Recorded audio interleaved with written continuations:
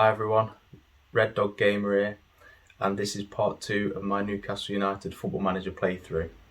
If you've not done so already, please check out part 1 where you'll see me do the initial team setup, deal with all the incoming and outgoing transfer activity, and set up a tactic that I felt would really suit the players that I had at my disposal.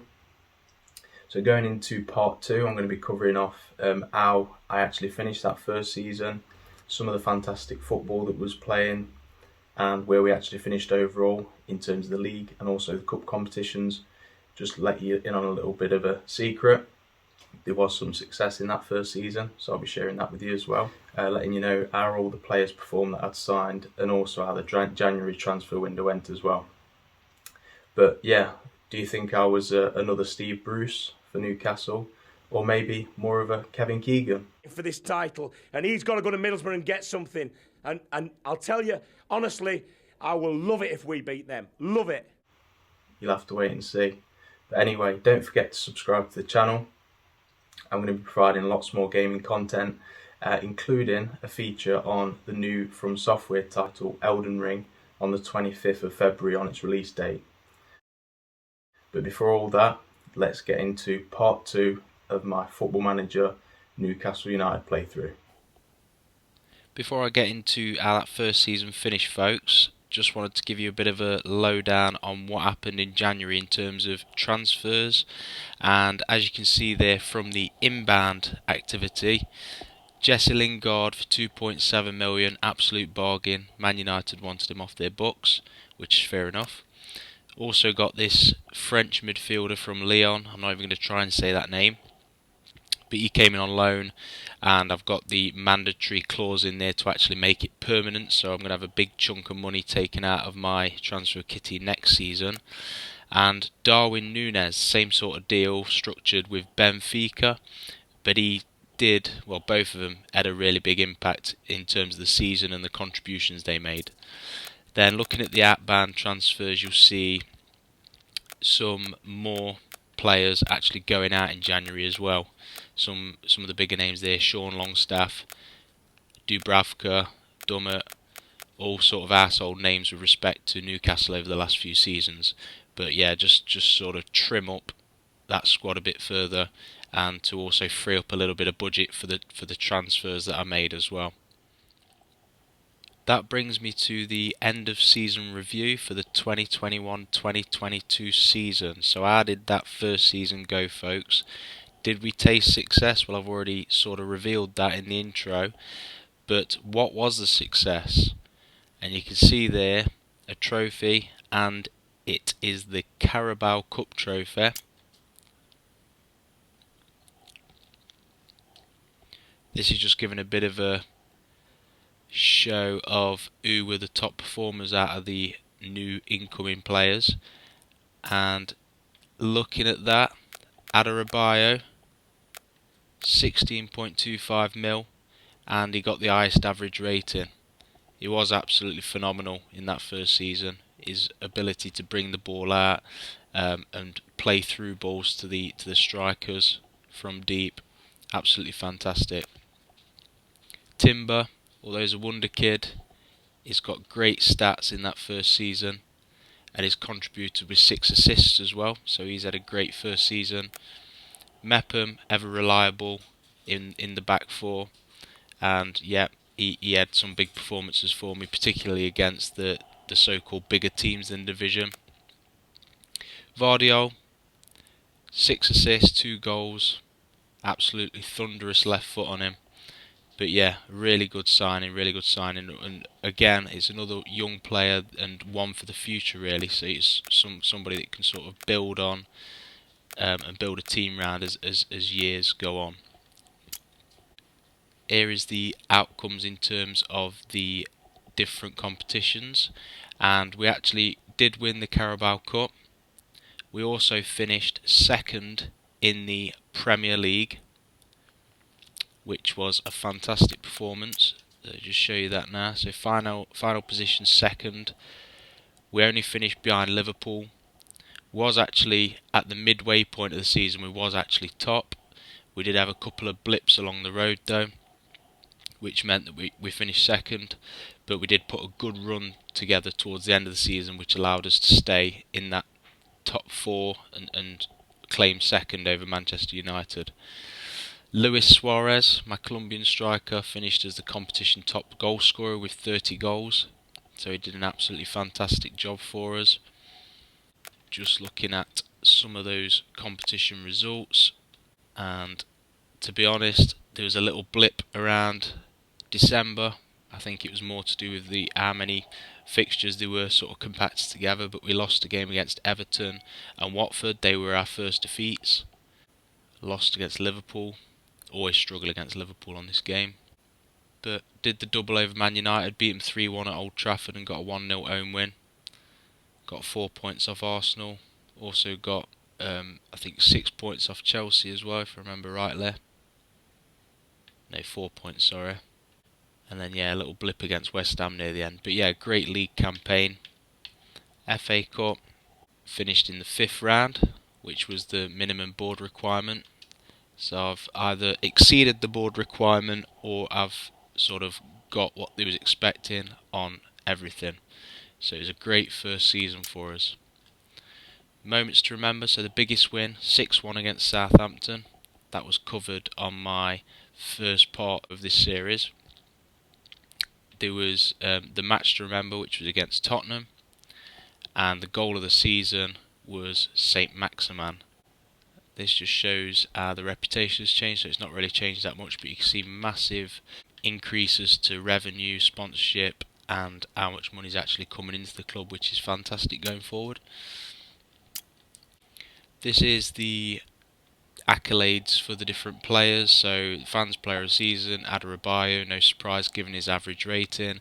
He also won young player of the season and signing of the season. Goal of the season, Saint Maximin. Top goal scorer, Luis Suarez. Most assists, Saint Maximin. That's pretty good going considering he got injured a couple of times as well. Most player of the match awards, Luis Suarez. Highest average rating, already covered that, but Adarabioyo. Most passes completed per 90 minutes, John Joe Shelvey. He actually came into the fold a bit later on in the season with injuries and suspensions. World Golden Glove, Livakovic as well, so great signing in the goalkeeper department. And European Golden Boy, Adeyemi, who had signed as well. So yeah, some really encouraging transfers from that first window particularly. When I mentioned about Darwin paying me back, you can see that he got a couple of goals against Chelsea in the final of the Carabao Cup. We actually won that match 5-3. It was actually, I think, 4-0 up, and then they came back into it. So it was a bit disappointing to concede those goals, but nevertheless, we did win the trophy, so we can't grumble there. I've actually started the following season now, and won the first 3 games. Goal difference of +5. And good wins actually. One of those, as I'll show you now, was against Chelsea, which we won 3-0.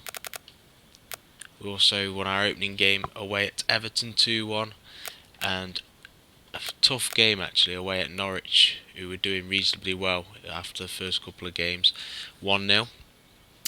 The biggest disappointment, I suppose, so far this season is the lack of money I've got for transfers, given that Champions League qualification, and it is primarily due to the 2 loan signings that were made permanent from the January window last season, and yeah, that's really taken its toll and pretty much eliminated my budget.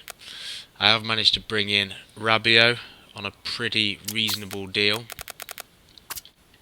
He's coming for 7.75. But when you look at his stats and attributes, you'll see that he is, well, he's the perfect kind of midfielder that I was looking for, really. One to do some of the dirty work as well, and you can see he's got good tackling attributes, good pace as well, actually. First touch, some really good attributes that you'd want from a box-to-box or a defensive ball-winning midfielder.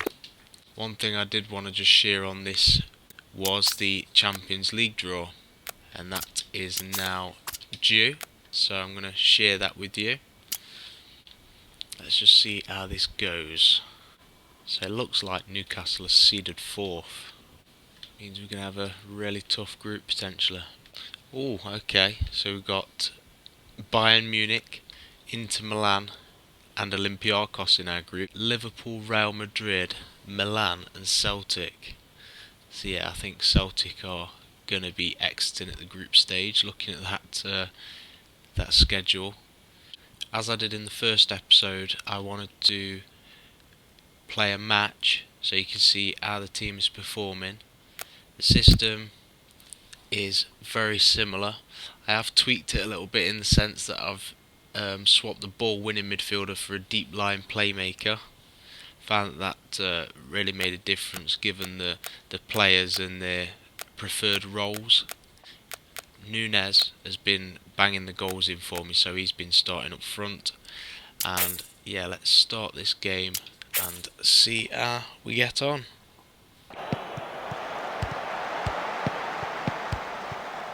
Very scrappy in the middle of the park this game.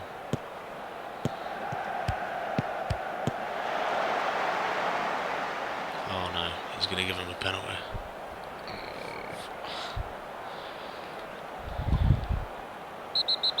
You just know when it goes to a VAR for a penalty decision, it's going to be a penalty. And Danny Ings was not about to miss that.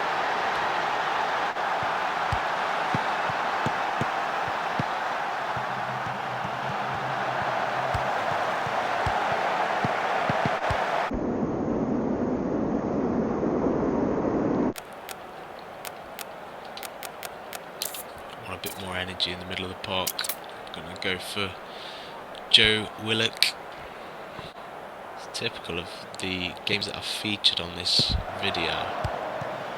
It's the one where we've actually got a good pasting. I suppose it shows we're not infallible. We've just beat Sheffield United 6-0. So return to winning ways and scoring lots of goals again. You can see what good that's done to my goal difference after that one defeat that I had against Aston Villa, which was a setback.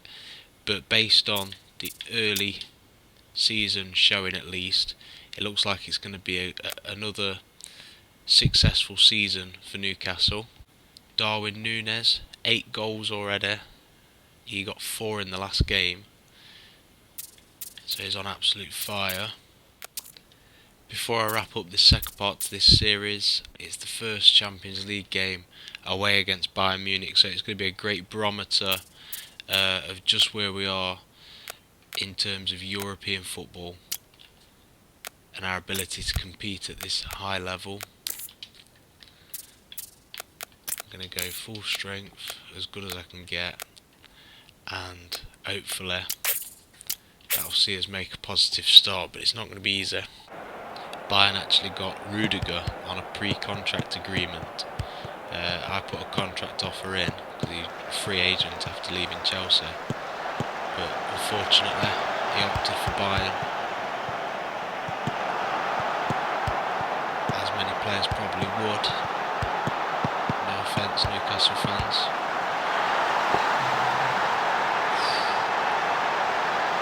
And it took 4 minutes to open us up.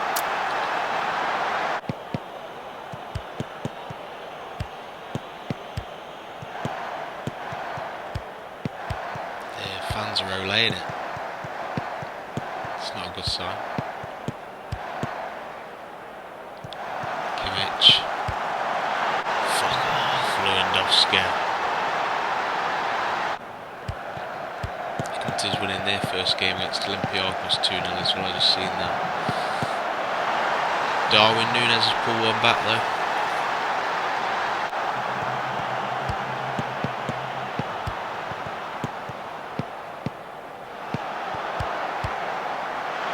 Oh, it's a beautiful finish, 2-2.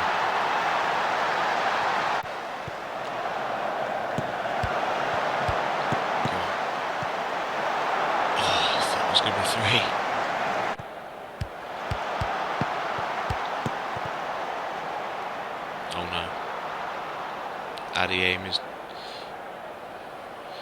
committed a challenge in the penalty area, and yeah, as usual, penalty awarded.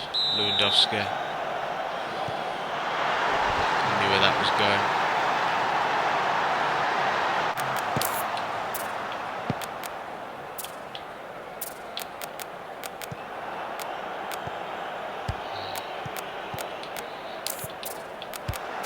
Crazy. I don't think many teams are going to get much spare change out of Bayern.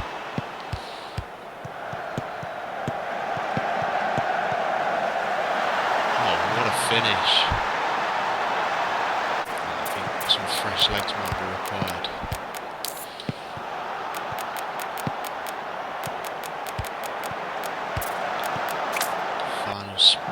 Final roll of the dice. Great result. 3-3. Got our first point. And yeah, not many English teams will go to Bayern and get a result, so fantastic effort. Some good goals there as well. Anyway, I'm going to wrap up this video now. I think what I'm going to do, instead of doing another one at the end of this season, I might wait until I've completed 5 seasons and do a bit of a retrospective, looking at how much has been achieved in that time, and how sort of the team has evolved over a longer period.